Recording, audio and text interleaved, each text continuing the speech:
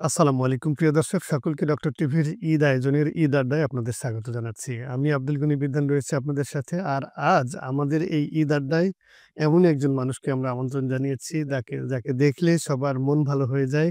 যার কথা শুনতে অনেকেই আমরা আনন্দ বোধ করি। সেই সাথে ডাক্তারি পরামর্শ তো দিয়ে থাকেন খুব সুন্দরভাবে। অর্থাৎ আমরা বলছি ডাক্তার তানিয়া রহমান মিতুল আপুর কথা।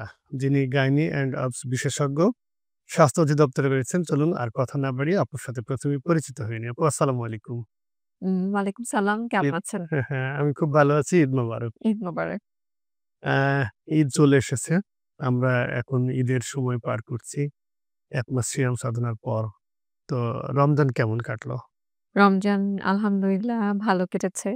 তো রমজানের সময় তো আমরা একটু ডিফারেন্ট মানে সবসময় চাই যে সিয়াম সাধনা প্লাস নামাজ কালাম এসব নিয়ে আমরা একটু বেশি কনসেনট্রেট করে সময়টা পার করতে চাই। তো আলহামদুলিল্লাহ আমি হ্যাপি। কিভাবে? ভালো ছিল। রোজার পরে ঈদ চলে এসেছে।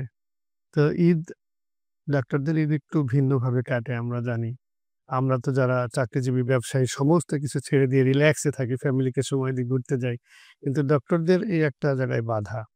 তো আপনার কিভাবে কাটলো ঈদ? আমার ঈদ আলহামদুলিল্লাহ ভালো কেটেছে। তো এখন তো আমি স্বাস্থ্য অধিদপ্তরের পোস্টিং। তো আমরা ঈদের ছুটিটা পেয়েছি। যখন মেডিকেল কলেজে ছিলাম তখন তো ডিফারেন্ট রোস্টারের নাম থাকতো। কিন্তু এখন তো চেম্বার করি। পেশেন্টদেরই তো চেম্বার বন্ধ। তো ইমার্জেন্সি কলগুলো তো অ্যাটেন্ড করতে হয়। কারো এটা হচ্ছে, কারো ওটা হচ্ছে। ইমার্জেন্সি হলে হয়তোবা যেতে হবে। এইভাবে কমিটেডও। নরমাল ডেলিভারি স্টার্ট হয়ে গেলে তো আমাকে পেইন স্টার্ট হলে আমাকে দেখতে যেতে হবে। তো এই মাঝে ভালোই চলছে। দেখা যাচ্ছে আমরা ফোন কলে হাই, হ্যালো, আড্ডা, ফোন পাই। আপনারা যারা মা শিশুদের সাথে জড়িত, তাদের তো সবসময় ফোন আসা মানেই একটা পরামর্শ বা ইমার্জেন্সি। এই যে ঈদের দিনটাতে বা ফ্যামিলিকে সময় দিচ্ছেন, সেই মুহূর্তে যদি এইরকম কলগুলি আসে, কিভাবে আপনি এটা মানে মানিয়ে নেন? আসলে ১ম যখন আমরা যখন ডাক্তার হই, আমাদের যখন মানে এমবিবিএস 3rd ইয়ার থেকে তো আমরা ওয়ার্ডে যাওয়া শুরু করি। তারপরে 4th ইয়ার, 5th ইয়ার তারপরে আসলে পাস করার পর ইন্টার্ন। ইন্টার্ন থেকে আসলে আমরা used to হয়ে যাই যে আসলে ডাক্তাররা 24/7 আপনি থাকবেন। মানে আপনাকে কোন না কোনভাবে পেশেন্টের সাথে আপনি ইনভলভড থাকতে হবে। তারপরে আমাদের ট্রেনিং পিরিয়ড এ তো আমরা আরো বেশি used to হই। এটার সাথে তো যেকোনো সরকারি ছুটি ডাক্তাররা কিন্তু সরকারি ছুটিতে রোস্টার ডিউটি থাকেন। কারণ হাসপাতালের দরজায় ইমার্জেন্সি কিন্তু 24/7 ওখানে লাইট জ্বলে। হাসপাতালের লাইট কিন্তু কখনো ইমার্জেন্সি লাইট কিন্তু কখনো অফ হয় পারবে না। না। তো এভাবে কোনো না কোনো ডক্টর থাকছেন। তো এভাবে করতে আসলে আমি তো ২০১০ সালে পাস করেছি। ১১ তে ইন্টার্নশিপ করেছি। তো তারপরে এই যে ১৫ বছর এটার সঙ্গে আসলে এটাই আমাদের লাইফ এর একটা পার্ট হয়ে গেছে। হুম। এরকম ফোন আসতে থাকবে।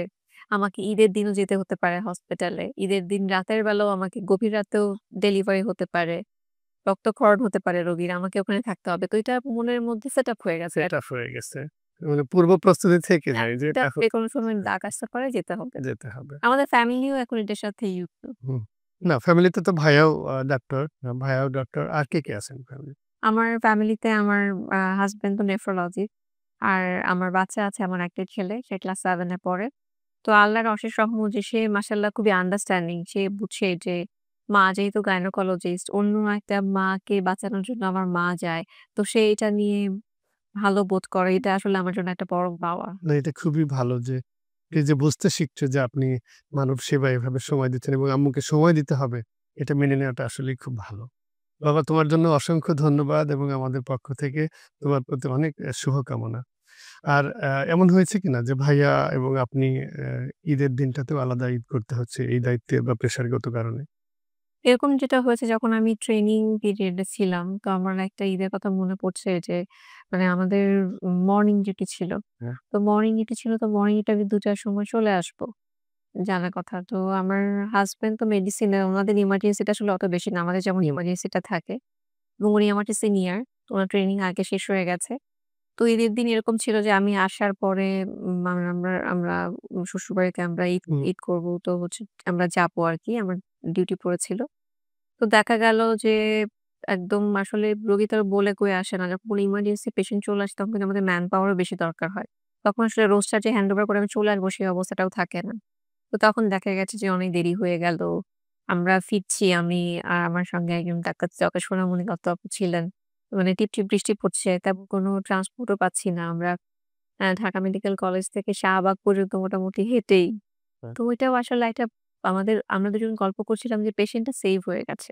তো আমরা ওটা নিয়ে আসলে বেশি এক্সাইটেড ছিলাম। তো আমার মনের মধ্যে কাজ করছিল যে আমার বাসায় তো হাসব্যান্ড ফোনে তো অলরেডি যোগাযোগ হচ্ছে। তো আমি বারবার আমার হাসব্যান্ডকে মানে আমি আসলে ঈদের ইয়ের চেয়েও বেশি আমার ছিল যে আমাদের পেশেন্টটা ভালো আছে। এত ক্রিটিক্যাল একটা পেশেন্ট। তো মন খারাপের চেয়ে আসলে সেদিন মন ভালোটাই বেশি ছিল যে পেশেন্ট সেভ। বাহ! প্রিয় দর্শক, এটা সত্যি আমার শরীর কাঁটা দিয়ে উঠছে যে আপনি বলছেন যখন যে ডাক্তারদের এটাই সবচেয়ে ভালো লাগা। দেখেন, এত প্রতিকূলতার মধ্যে সে পরিবারকে সময় দিতে পারছে না। ভাইয়া এক জায়গায়, আপু এক জায়গায়। কিন্তু মাঝখানে স্যাটিসফ্যাকশন এর জায়গাটা যে পেশেন্ট ভালো আছে। পেশেন্ট ভালো আছে। মানে বারবারই মানে আমার হাসব্যান্ডও জিজ্ঞেস করছিল যে পেশেন্ট কেমন আছে? না আসলে যে ডাক্তার তারা তো বুঝে যে কিরকম ওর সেও তো বুঝতে পারছে না আমি কি একটা অবস্থার মধ্যে। তো আমার যিনি আমার সাথে সিনিয়র আপা ছিলেন আমরা একসঙ্গে আসছিলাম। তো আমরা মানে খুব খুশি মানে আমার মনে আমার এখনো ওই দৃশ্যটা ভালো কল্পনার লাগা জায়গায় আমরা যে হেঁটে, হেঁটে আসছি ওইটাও আমাদের মানে মনে হচ্ছে মনে না হচ্ছে না আমরা যে পেশেন্ট সেফ মানে হচ্ছে আমরা খুব ভালো একটা কাজ করেছি এরকম আরকি। ওই সময় পেশেন্টের লোকজন আপনাদের কিভাবে অ্যাপ্রিশিয়েট করে বা ভালো লাগাটা তাদের সাথে শেয়ার হয় একটা কিন্তু? ব্যাপার বিপদের মোমেন্টটাতে ওই বিপদের সময়টাতে যখন একটা পেশেন্ট খারাপ হয়ে যায়, হুম, তখন ২ টা পার্টি থাকে। ডাক্তার এবং পেশেন্ট পার্টি। দুজনই খুব অসহায়। বাহ! মানে হচ্ছে যে মানে তখন না ওখানে একটা আসলে টিম হয়ে যায়। হুম, মানে আমরা পেশেন্ট পার্টির কাছে বলছি, ওরা আমাদের কাছে আসছে। মানে ওইখানেও কিন্তু একটা কি বলবো যে ফ্যামিলি। মানে অনেক সময় দেখা যায় লং টার্ম ধরে আমাদের সঙ্গে একটা পেশেন্ট হয়তোবা আছে, আইসিইউতে আছে। পরে হয়তোবা আস্তে, আস্তে ভালো হয়ে গেছে। ওদের ফ্যামিলি মেম্বারদেরকে আমরা চিনি মানে ইয়ে করি। এমনও হয়েছে যে ধরেন পেশেন্ট ভালো হয়ে গেছে। আমাদের জন্য রান্না করে নিয়ে এসেছে। মানে এমন মানে গ্রাম থেকে হয়তোবা কিছু একটা রান্না করে পেশেন্টের জন্য এনেছে, আমাদের জন্য যাবেন আমি একটু খান খেলে খুব খুশি হব এরকম। এবং ঈদের দিনটা তো আরো বেশি। সেটাও বেশি। হয়। তো আবার এমনও হয়েছে আমাদের নরমাল ঈদে আমি তো বললাম পেশেন্ট খারাপ হয়েছিল। এর আগেও আমরা ঈদের ডিউটি করেছি। তো ঈদে আবার হচ্ছে ইমপ্রুভ ডায়েট দেয়। তো আমরা পেশেন্টদের সাথে খেয়েছি ওগুলো ওইটাও এক ধরনের আসলে ওটা লাইফকে তো আমরা আসলে মানিয়ে নেই, তাই না? তো ওখানেও তো একটা ফ্যামিলির মতোই হয়ে যায়। জুনিয়ররা থাকে। তারা যখন সুস্থ হয়ে বাড়ি ফিরে যায় তখন তো আরেকটু বেশি আরো ভালো। ভালো লাগে। তো ওটা অন্যরকম একটা হুম। এবার একটু আপনার পড়াশোনা এবং কোথায় কিভাবে? আমি পড়াশোনা করেছি Sylhet MAG Osmani medical college থেকে। তারপরে তো আমি বিসিএস কমপ্লিট করি। বিসিএস এ জয়েন করি। জয়েন করার পর আমার পার্ট 1 হয়ে যায়। তারপর আমি ট্রেনিং করেছি স্যার সলিমুল্লাহ মেডিকেল কলেজ এবং ঢাকা মেডিকেল কলেজে। তো তারপরে তো আমার এফসিপিএস পার্ট 2 হয়ে যায় আলহামদুলিল্লাহ। তো এখন তো আমার স্বাস্থ্য অধিদপ্তরে পোস্টিং হয়েছে সরকারি চাকরির কারণে। তো এখন তো অনেক গুরু দায়িত্ব পালন করছেন। যখন ছাত্র অবস্থায় ছিলেন বা জুনিয়র ছোট ছিলেন, একেবারে স্টুডেন্ট লাইফ এর আগের মুহূর্তে এই শিশু বা শৈশব কৈশোরের সময় দুরন্তপনার ঈদগুলি আসলে কিভাবে কেটেছে সেই সেই আমি ছোটবেলা থেকে খুব শান্ত, খুবই শান্ত ছিলাম। বরং এখন মনে হয় আমি যখন টেলিভিশনে কথা বলি, অনেক কথা বলি। আমার মা মাঝে, মাঝে বলে যে, "আমার ওই মেয়েটা এত কথা বলে, সে আসলে অবাক হয়ে যায়।" খুব শান্ত ছিলাম। তো শান্ত হলেও ছোট বাচ্চাদের যেটা যে মানে সবসময় ওয়েট করতাম যে বাবা-মা শপিং এ নিয়ে যাবে। তো আমাদের সময় এখন যেমন অনেক ড্রেস কেনার প্রচলন, আমাদের সময় তো আর এত ড্রেস কেনার আপনিও নিশ্চয়ই মনে আছে যে আমরা ঈদের সময় দেখা যেত ভালো ড্রেসটা জি, পেতাম। ওই ড্রেসটাই দেখা দিত আবার পরে ঈদের সময় আমরা আবার গুছিয়ে রেখে দিতাম যে কোনো বিয়ে-শাদী কিংবা কোনো প্রোগ্রাম হলে ওই ড্রেসটাই বছর জুড়ে কিন্তু এক্সাক্ট পড়তাম। মানে ওটা আমাদের একটা ভালো ড্রেস থাকতো। মানে রোজার ঈদেই সাধারণত আমরা ভালো পোশাকটা পেতাম। তো ওই যে পোশাক কেনা হতো, যে ওই পোশাকটা কিনে এনে পোশাকের সঙ্গে জুতা থাকতো এক জোড়া। তো ওই জুতা কিন্তু আমি সারা বছর ধরে পরবো। এখন যেমন বাচ্চারা মাসে একটা কিনছে কিংবা কয়েকদিন পর, পর কিনছে তখন এরকম ছিল না। তো আমার মানে মনে আছে যে মানে আবার ড্রেস দেখানোর একটা প্রচলন ছিল। ১ম এ ভাবতাম যে ড্রেসটা কাউকে দেখানো যাবে না। কিন্তু আমার বাসায় কোনো গেস্ট আসলে আবার ড্রেস দেখাতাম যে ঈদের সময় আমি এই ড্রেসটা কিনেবই। ওই ড্রেসটা দেখানো। আমার সেই ড্রেসটা আবার ভাঁজ করে একদম প্যাকেটের মধ্যে ঢুকিয়ে গুছিয়ে রাখা। জুতাটাকে আবার গুছিয়ে রাখা। মাঝে, মাঝে আবার এমন হতো পড়া শেষ রাতের বেলা একটু আবার খুলে পোশাকটা একটু দেখতাম যে কবে আসলে ঈদটা আসবে এই ড্রেসটা তো পড়তে পারবো। ওই ড্রেসটা আবার খুলে একটু দেখতাম, একটু নিজেকে একটু ধরে মেলে দেখতাম।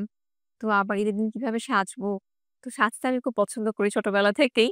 তো মাঝে, মাঝে আবার এই ড্রেস পরে আবার একটু আলো দিতাম। এভাবে সাজবো না কিভাবে মানে ওই যে আসলে অন্য ধরনের একটা এক্সাইটমেন্ট। হ্যাঁ, তো ওই এক্সাইটমেন্ট টা এখন নেই। এখন আমি আমার ছেলের মাঝে সেই এক্সাইটমেন্ট টা দেখতে পাই। সে ঈদের সময় কি ড্রেস পড়বে। এখন তো সে ক্লাস 7 এ পড়ে।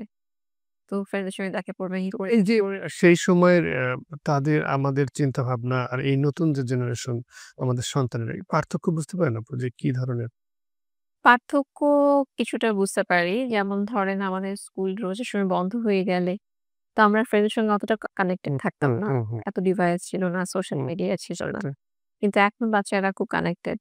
ফ্রেন্ডের সাথে কথা বলছে, কে কি করছে সেটা জানাচ্ছে। অল টাইম শেয়ার করে থাকে। হ্যাঁ, তো মা আজকে ফ্রেন্ডকে বলেছি কিংবা ফ্রেন্ডরাও আসছে আমাদের ইফতার দাওয়াত কিংবা ইয়েতে। তো আমাদের সময় এতটা ছিল না। আমাদের সময় একটু কনজারভেটিভ ছিল সবকিছু। এবং আমাদের এই প্রতিবেশী বলতে আশেপাশের বাড়ি কাছে থেকে বুঝতাম। যতটুকু সম্ভব। তো আমরা আবার আশেপাশে আমরা আবার ইফতার দিতাম। দিতে দিতে যেতাম ইফতারের আগের মুহূর্তে যে কোনো কিছু ভালো কিছু রান্না করলে। তো এখন আবার সেটা দেখা গেছে আশেপাশের প্রতিবেশীর সাথে অতটা না। বাচ্চার ফ্রেন্ড সার্কেল, তাদের গার্ডিয়ানদের সাথে একটা হুম, সার্কেল হুম। ওরকম হয়ে গেছে। এখানে একটা হয়েছে। ডিফারেন্স জি, আছে। জি।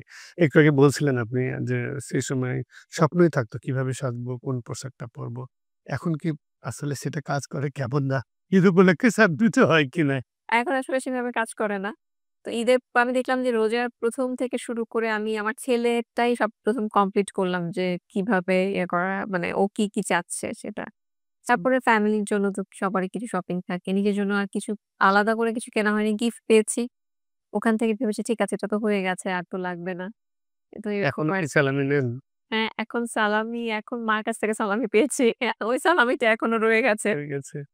দেয়া তো হয় তাহলে। দেয়া সালামি। এখন দেয়াই বেশি হয়। কিন্তু ওই যে মা দিয়েছেন ওই সালামিটা রেখে দিয়েছি। হুম। মানে ওটা মানে খুবই প্রেশাস আরকি যে এখনো আছে শত ব্যস্ততার মাঝেও দেখা যায় যে ঈদের দিন অন্তত আ আমাদের আপুরা মায়েরা যারা বাসায় থাকেন, তারা চেষ্টা করেন বোয়া কেনা, নিজেদের হাতে একটু রান্না করতে। সেটা করা হয় কি? হ্যাঁ, আমি এমনিতে রান্না করতে খুব পছন্দ করি। আচ্ছা। তো ঈদের দিন তো অবশ্যই আমি কোনো একটা মানে চেষ্টা করি রান্না করতে। অনেক কিছুই রান্না করতে চেষ্টা করি।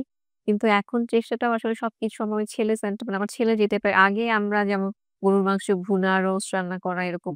তো এখন একটু মাথায় থাকে যে আমার ছেলে আসলে কোনটা পছন্দ করছে কিংবা ওর কোনো এই বাড়িতে খেতে চাচ্ছে এমন কিছু আছে কিনা।